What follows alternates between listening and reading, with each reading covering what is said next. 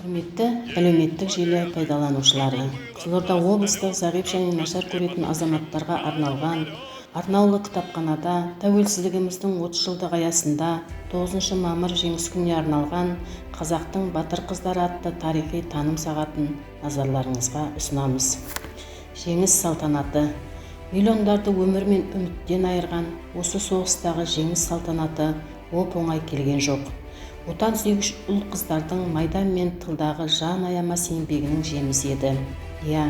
Отан қорғауға тек асыл азаматтарымыз ғана емес, қолына қару алып, майдан үшін тағдырын белге буған ардақты апа-әпкелеріміз де болды.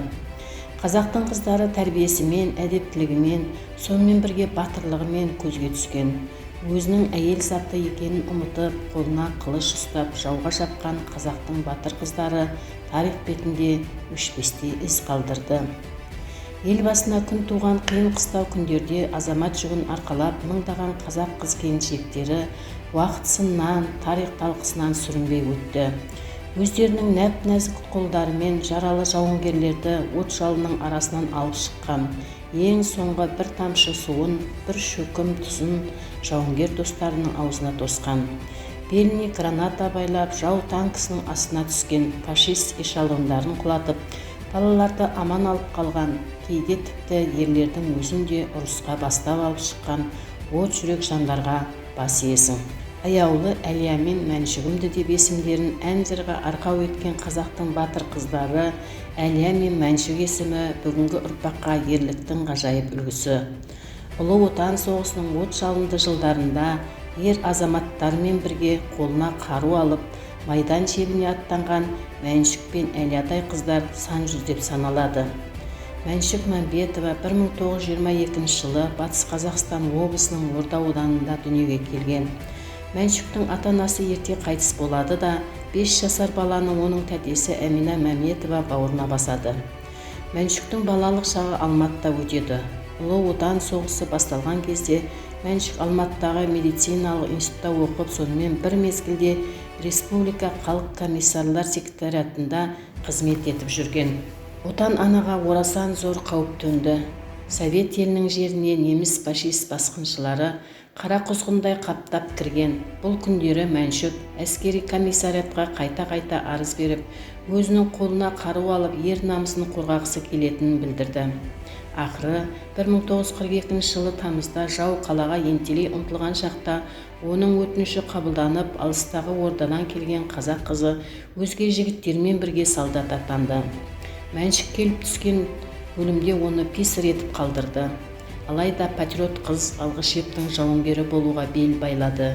Бір айдан соң аға сержант Мәншүк Мәмбетова 21-ші гвардияшы атқыштар дивизиясының атқыштар батальонына жолдама алды. Өз бөлімінде Мәншүк таңдаулы пулеметші атанған. 1943 жылы 16 қазанда Мәншүк Мәмбетова пулеметші болып істейтін батальон жаудың қарсы атакасын тойтаруға бұйрық алды.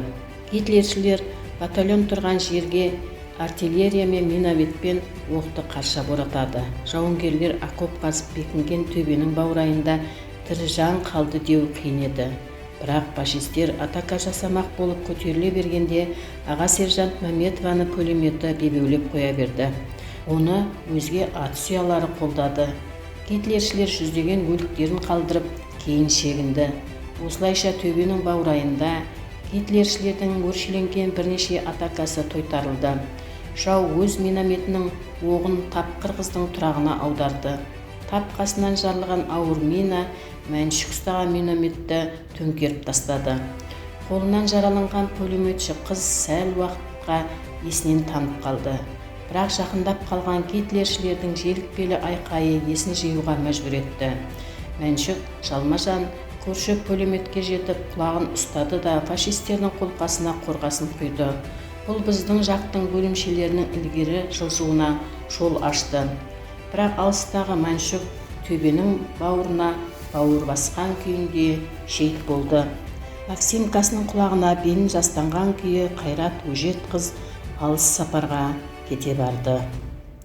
1944 жылы наурыздың 1-інде СССР Жоғары Советі Президиумының жарлығымен неміс басқыншылармен соғысу майданындағы қолбасшының әскери тапсырмаларын бұлжытпай орындағаны үшін, көрсеткен ерлігі үшін аға сержант Мәншүк Мәметова Жиенқалиқызына қайтыс болғаннан кейін Совет одағының батыры атағы берілді. Әлия Молдағұлова 1924 жылы 20 сәуірде Ақтөбе облысы Қобда ауданында Бұлақ ауылында туылған. Ата-анасы қайтыс болған соң нағашы Әубәкір Молдағұловтың қолында тәрбиеленеді. Сол отбасымен бір қаладан бір қалаға көшіп жүреді. Отбасы жағдайына байланысты нағашысы Әлияны Красногвардейский аудандағы Гордин көшесіндегі нөмірі 46 балалар үйіне тапсырады. Ол Ленинградтың нөмірі 9 санды мектебінде оқып білім алады. Әлия Ленинградты шын жүрегімен жақсы көрді. Бұл қала оның екінші отаны болды. Әлияның мұғалімдері, бірге оқыған дос қыздары оны өте ұстамды, терең ойлы, таза, ұқыпты, оқуда өте зерек, ынталы, кітапты көп оқитын деп естеріне алады. Үздік оқуы мен үлгілі тәртібі үшін Әлияны Қырымдағы бүкілодақтық пионерлер лагері Артекке жіберген. 1942 жылы Әлия өз еркімен армияға барады да, онда мергендер мектебіне жіберіледі. 1943 жылдың тамыз айында майданға алғаш рет кіреді.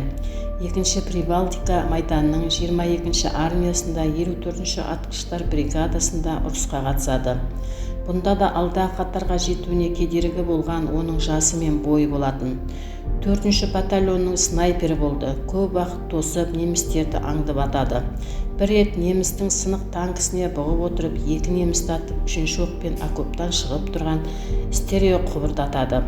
Фашистер снайперді байқап, минометпен зеңбіректен от жаудырады. Танктың астыңғы люгін ашып, Әлия жер бауырлап өз бөлімшесіне жетті.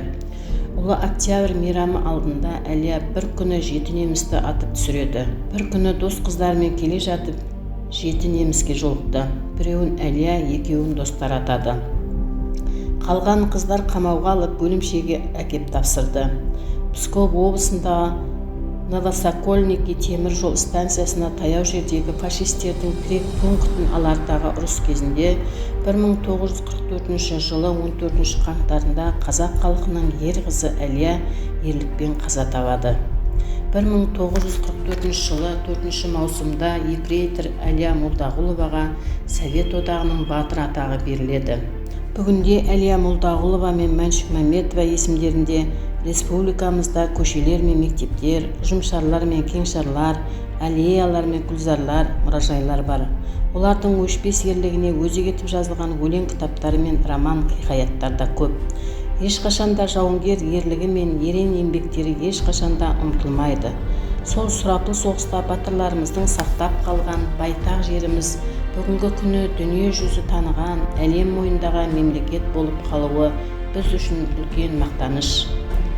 Біздің батырларымыздың арқасында біз осындай тәуелсіз, бейбіт, еркін, байтақ мемлекетте тұрып жатқанымызды мақтан етеміз.